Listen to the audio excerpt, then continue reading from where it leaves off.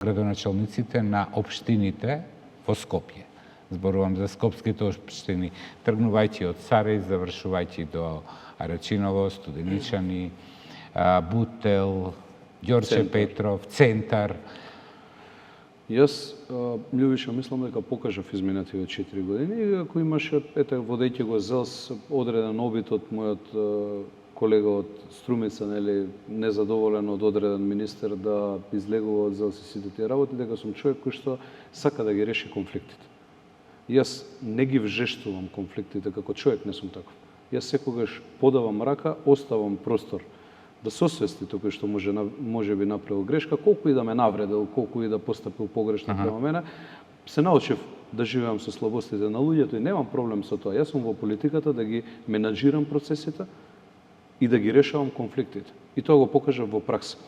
Еве ако земеме во предвид, кога сум имал пресконференција како претседател на ЗЕЛС, а во име на скопските градоначалници, вие се сеќавате дека зад мене застанувале сите. Да. Стефчо Јакимовски од Карпош, кој што е спротивна политичка партија од мојата, Горан од Центар, колегата од Чаир Висарганил, па бил Азем од Студеничани, кој што е независен. Практично сите. Јас сум човек кој што сака да ги обедини сите, кога станува збор за интересот на граѓаните.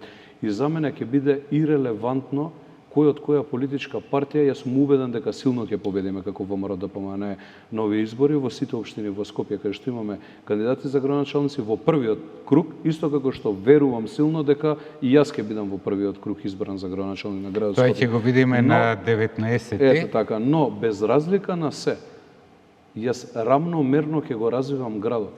Мене ќе ми биде подеднакво важно и во делот на Батинци кој што е под кисела вода, да граѓаните живеат во исто добри услови како што ќе живеат и граѓаните во Центар. Исто така ќе ми биде важно и во Волково да имаат исто добри услови како што треба да имаат и во Чаир. Особено оние луѓе кои што 30 години, 40 години им се ветува, не се реализираат Цветан Димов, кај што гинат дечиња таму. Затоа ми е важно мене да имам рамномерен развој во градот Скопје. И тоа ќе го имам. Соработка мора да имаме и мора така да функционирам.